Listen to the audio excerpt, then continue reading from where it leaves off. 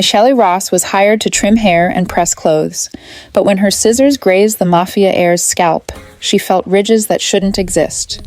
Something hard and circular buried beneath skin that had been bruised in perfect patterns. She didn't know that touching it would make her the only person who could stop whoever had turned an 11-year-old boy into a living surveillance device. Michelle had worked estate jobs before, but never one where the groundskeepers carried guns under their jackets.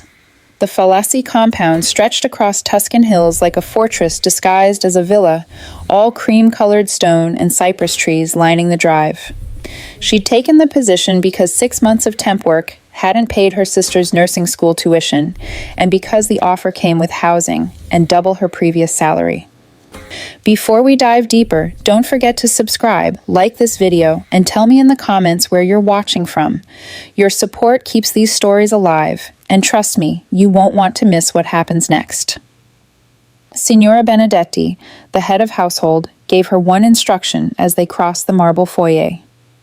You do not discuss the family outside these walls. You do not ask questions.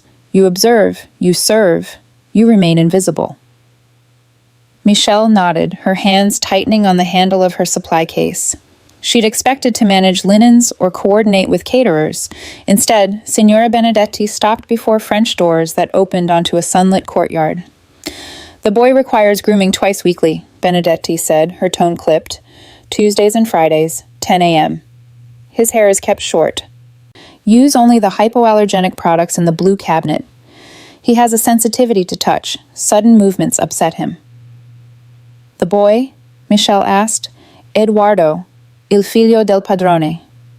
Benedetti's expression remained neutral, but something flickered behind her eyes. He suffers from chronic pain, severe headaches. The boss expects someone with a gentle hand.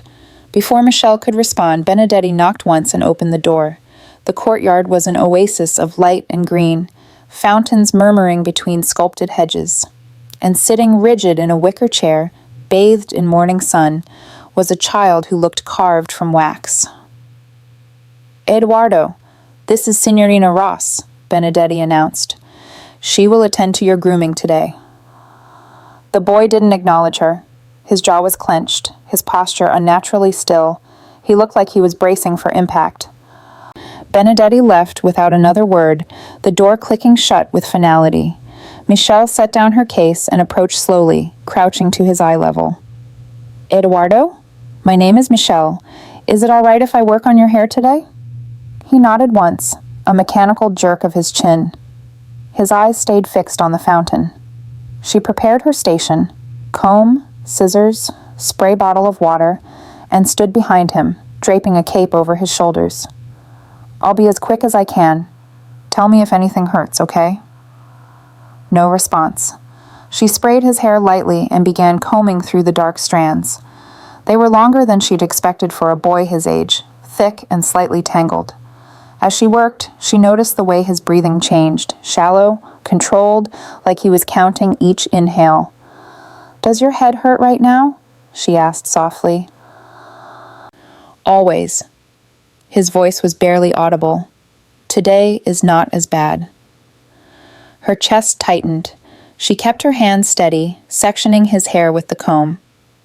I'll be gentle, I promise. She lifted the first section to trim, and that's when she saw it, a mark, small, circular, perfectly round, the color of an old bruise, yellowish green around the edges, darker at the center. Then another, 2 inches away, then a third. Michelle's pulse quickened. She carefully parted more of his hair, exposing more of his scalp. 7 marks, maybe 8, distributed in a pattern too deliberate to be random, too precise to be accidental injuries. Eduardo, she said, keeping her voice even, these marks on your head, how long have you had them? I don't know. His hands gripped the arms of the chair. The doctors say they are from the headaches. That made no sense. Migraines didn't leave bruises, and they definitely didn't leave bruises arranged in geometric formation. Michelle's hands moved carefully through his hair, and then her fingertips brushed something that made her breath catch. A ridge, hard and thin, just beneath the surface of his scalp, right at the center of one of those circular marks. She tilted his head slightly to catch the light. And there it was, a metallic glint, barely visible through the skin, something embedded, something that absolutely should not be there. When her finger accidentally pressed against it, Eduardo's entire body convulsed. The scream that tore from him wasn't human. It was raw agony, a sound that echoed off the courtyard walls and sent birds scattering from the tree. He lurched forward in the chair, hands clawing at his head, his whole frame shaking like he'd been struck by lightning. Michel grabbed his shoulders to steady him. Eduardo, I'm sorry. The French doors exploded open. 2 guards rushed in, hands already reaching for weapons. Signora Benedetti appeared behind them, her face drained of color. What happened? Benedetti demanded. I barely touched him. Michel's voice shook, but she knew exactly what had happened. She'd touched something that had been deliberately placed inside this child's head. Eduardo's screams had faded to broken sobs. He rocked forward in the chair, arms wrapped around himself, tears streaming down his face. Then another figure appeared in the doorway. Ovidio Falaschi. He wore a white suit that seemed to glow in the morning light, his expression carved from stone. But his eyes were locked on his son with something Michel hadn't expected to see. Fear. What, he said quietly, did you do to my son? Michel looked at Eduardo, then at the Mafia king standing before her. She made a decision that would change everything. Signore, she said, her voice steadier than she felt. There is something in his head. Something metal, and whoever put it there, she met his gaze directly. They've been using your son. Ovidio Falaschi didn't move. He stood in the doorway like a monument, his white suit pristine against the chaos of the courtyard. Behind him, the guards had drawn their weapons, though they seemed uncertain who the threat was. Show me, Ovidio said. Michele's hands trembled as she stepped back to Eduardo. The boy was still crying, his breathing ragged and uneven. Eduardo, I need to look again. I'll be careful this time. I won't touch it. He nodded weakly, his small body shaking. She parted his hair with gentle precision, exposing the circular bruise. Ovidio moved closer, his shadow falling across his son. When he saw the metallic glint beneath the skin, his entire posture changed, shoulders rigid, jaw clenched like he was physically restraining himself from violence. How long has this been there? His voice was deadly quiet. I don't know, Michel said, but there are more, at least 7 others. Sete? The word came out like a curse. Signora Benedetti had gone pale. Signore, the doctors examined him monthly, and they saw nothing? Ovidio's gaze snapped to her. 12 appointments, 12 doctors, and not one of them found what this woman discovered in 10 minutes? The silence that followed was suffocating. Michel reached into her apron pocket and pulled out a small folded tissue. When I combed his hair, a strand came loose. There was dried blood on it. And this. She unfolded the tissue in her palm. The metal fragment caught the sunlight, a tiny sliver, no bigger than a grain of rice, with microscopic circuitry etched into its surface. Ovidio stared at it for 3 full seconds. Then he turned to the nearest guard. Get Dr. Orsini here, now, and bring the scanning equipment from the medical wing. Signore, now. The guard ran. Ovidio knelt beside Eduardo's chair, his hand hovering near his son's shoulder, but not quite touching, as if afraid he might cause more pain. Eduardo, figlio mio. Who has touched your head in the last few months? Teachers? Doctors? Anyone? Just Signor Ricci, Eduardo whispered. My tutor. He helps with my headaches. He massages my scalp. Something dark passed over Ovidio's face. Where is Ricci now? He asked quietly.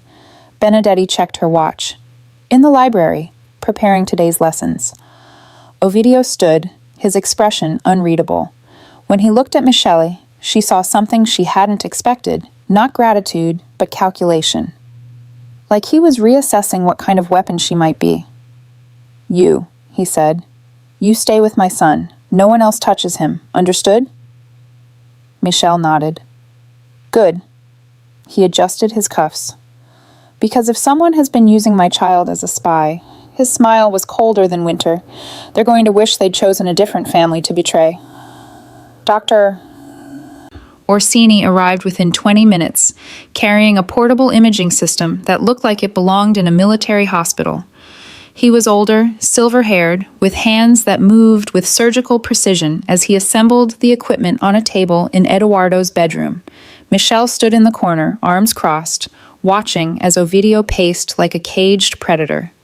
Eduardo lay on his bed, eyes closed, one hand clutching a stuffed bear that seemed too young for him, but too necessary to abandon. "This will not hurt," Dr. Orsini said softly, positioning the scanner above Eduardo's head. "Just stay very still." The machine hummed to life. A screen flickered with grayscale images, layers of skull, tissue, blood vessels, and then, like stars appearing in a night sky, the objects revealed themselves. 8 bright points of light, perfectly spaced, perfectly embedded just beneath the scalp. Dr. Orsini's face went gray. "Dio mio." "What are they?" Ovidio's voice was barely controlled. "Microsurveillance nodes." The doctor zoomed in on one of the images. "Military grade. Subcutaneous implants designed to record audio, possibly transmit data wirelessly. I've only seen these in classified intelligence briefings." Michelle felt sick. "How long have they been there?" "Based on the tissue scarring." Dr. Orsini studied the scans. 4 to 6 months, maybe longer. Ovidio stopped pacing. His hands curled into fists at his sides, knuckles white against the fabric of his suit. 6 months. My son has been a listening device for 6 months.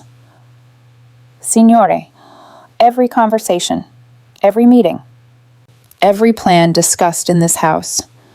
His voice dropped to a whisper that was somehow more terrifying than shouting.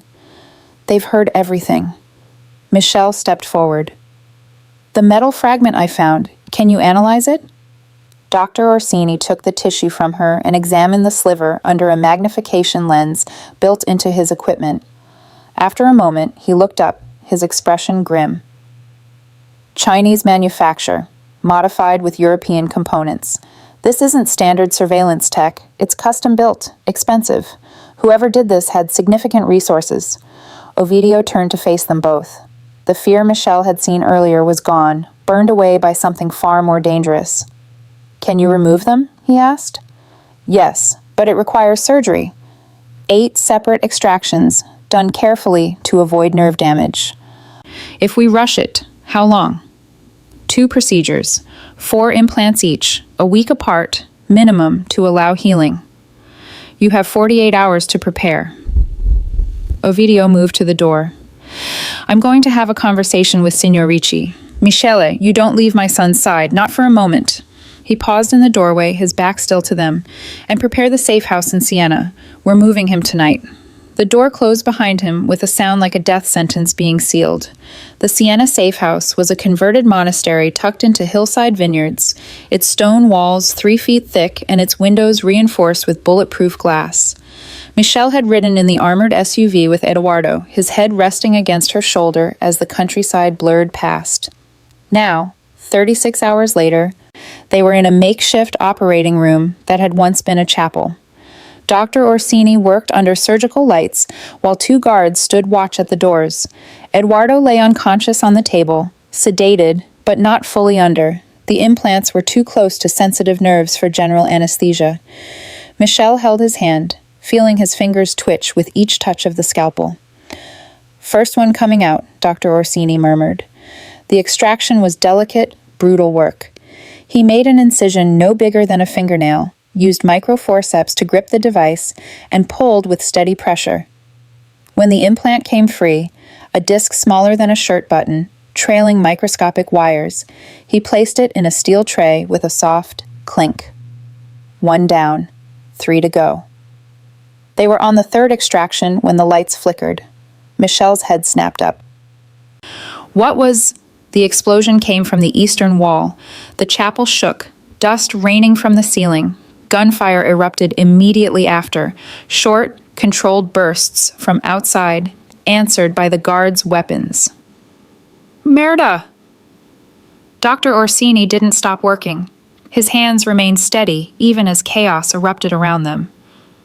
They tracked us. One of the active implants is still transmitting. How is that possible?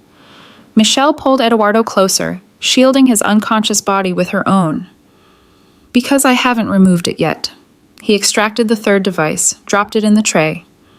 The fourth one, the one near his temporal lobe, it's still broadcasting our location. More gunfire, closer now.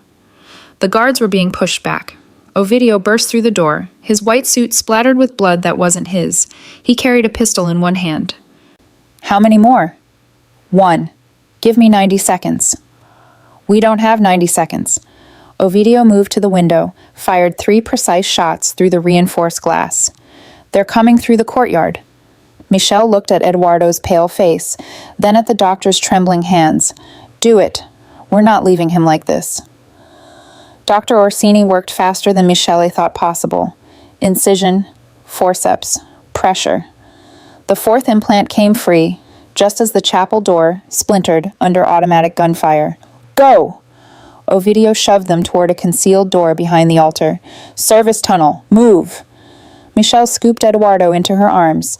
He was lighter than she expected, fragile as bird bones, and ran. Behind them, the gunfire intensified, and somewhere in the darkness, someone was screaming. The service tunnel smelled of damp stone and centuries-old earth.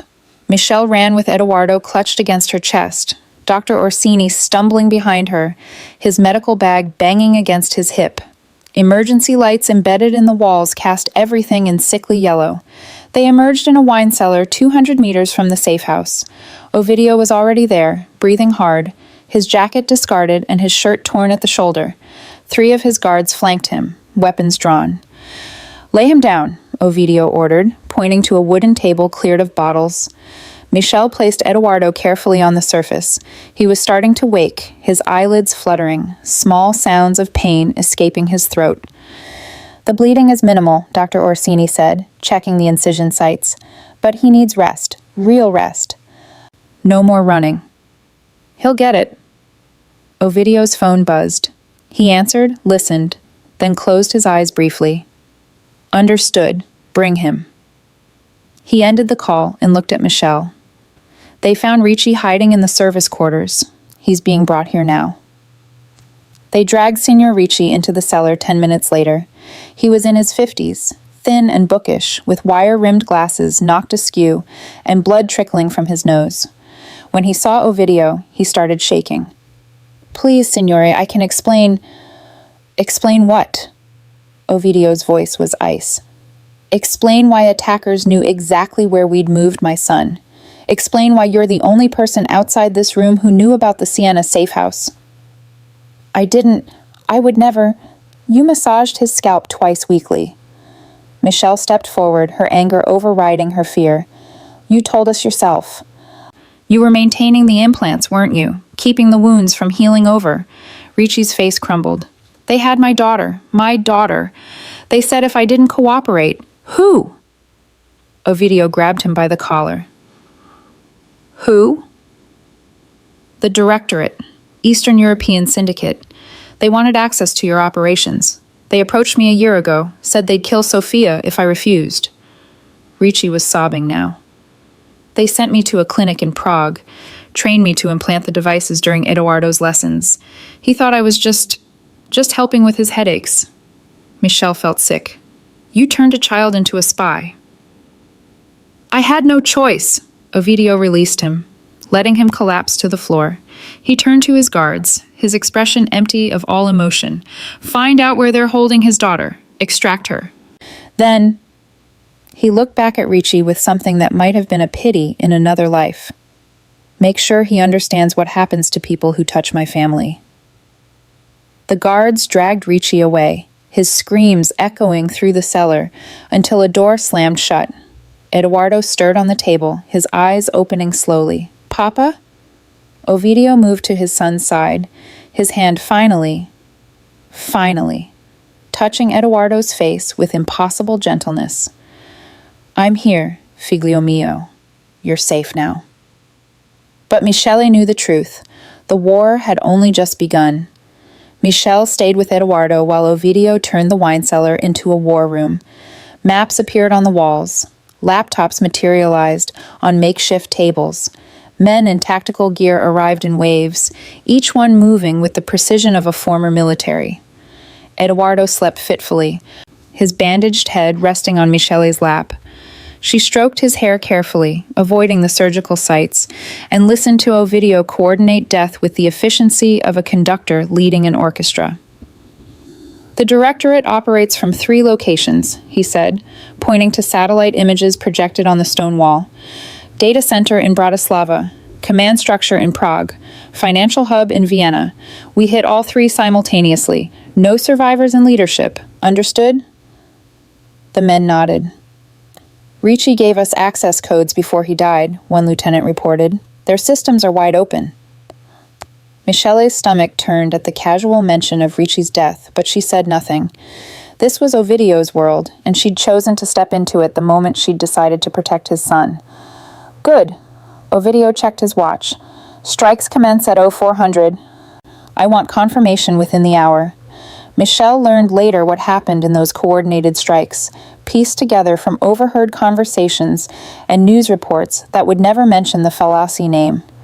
In Bratislava, a team of 8 breached the data center disguised as maintenance workers. The servers were destroyed with thermite charges that burned hot enough to melt steel. The security footage showed nothing but white light, then static. In Prague, Ovidio himself led the assault on the directorate's headquarters.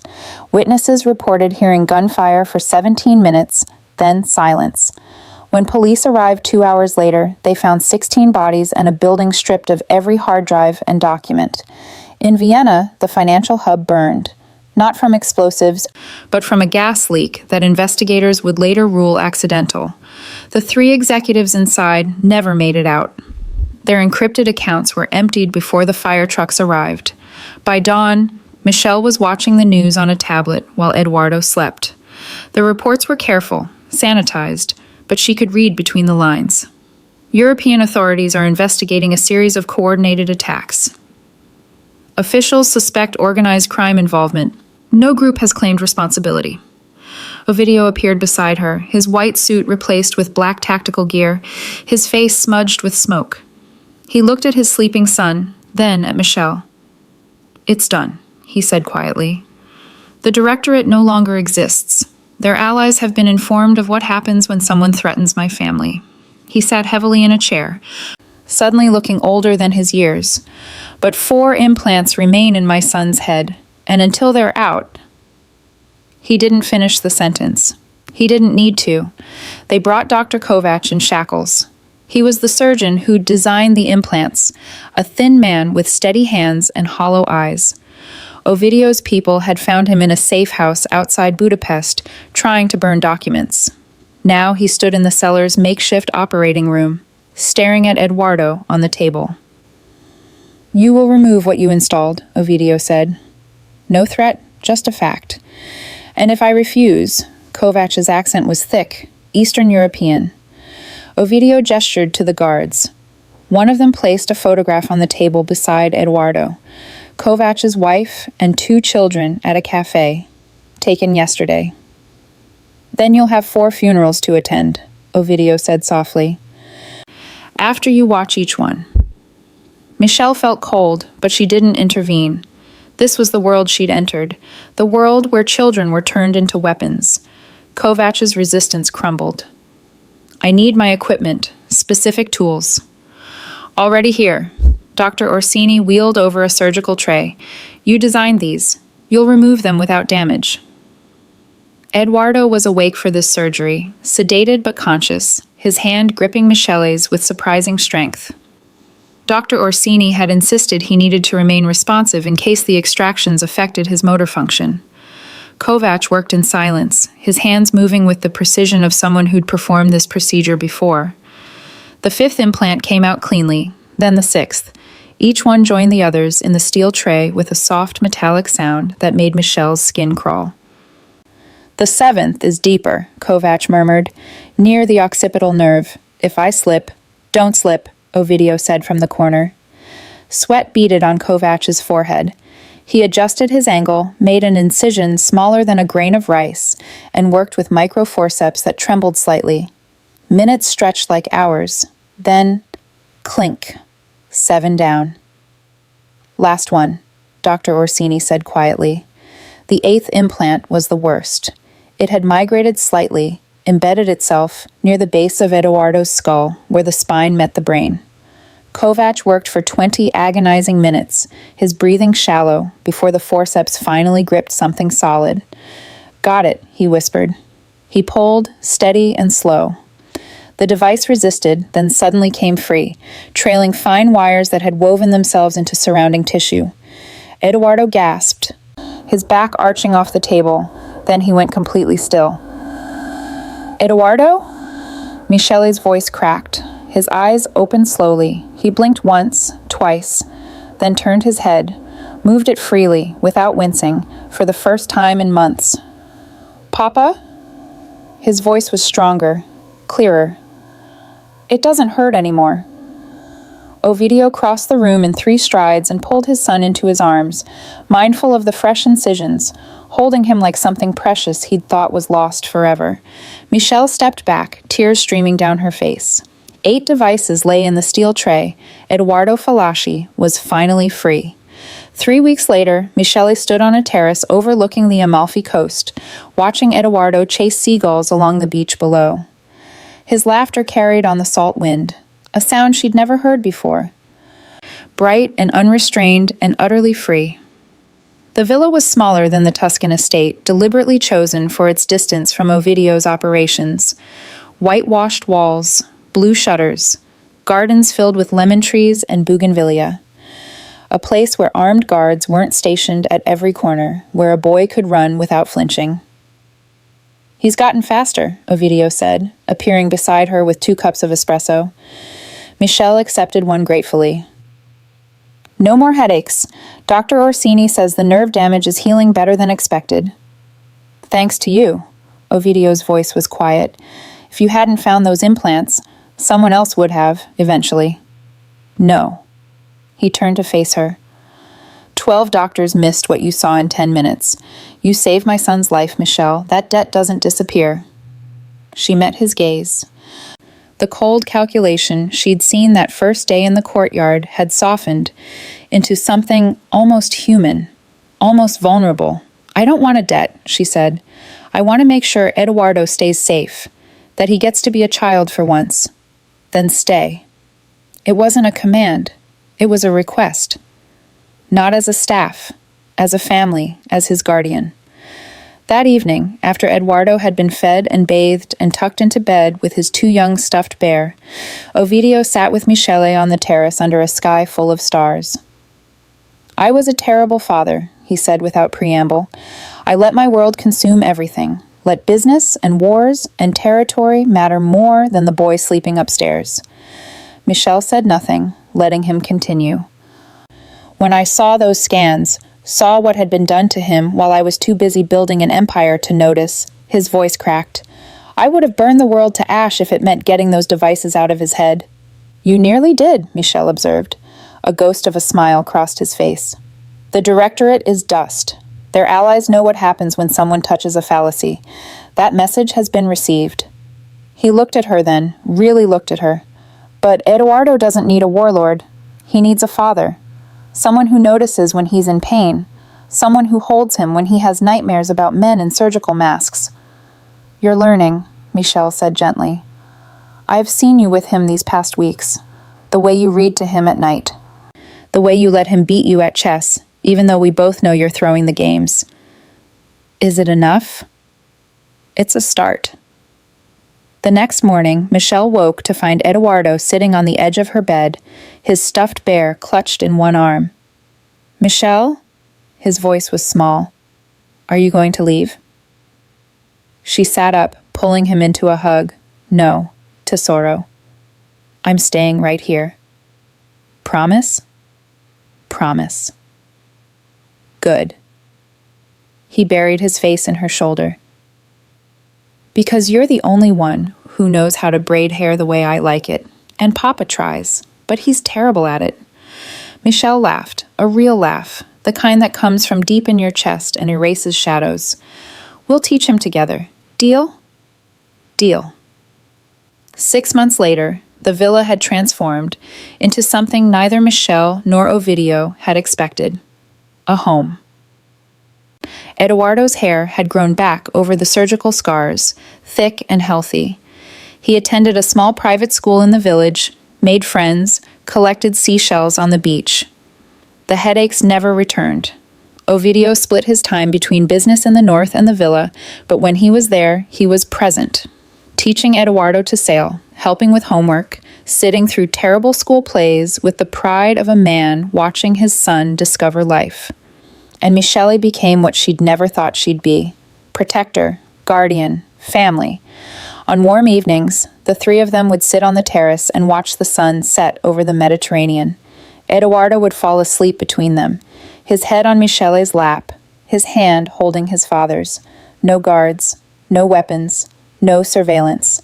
Just a boy who'd been freed from a nightmare. Just a father learning to be present. Just a woman who'd found her purpose in the most unexpected place. Peace, Michelle learned, wasn't the absence of danger. It was choosing to fight for the people you loved and winning.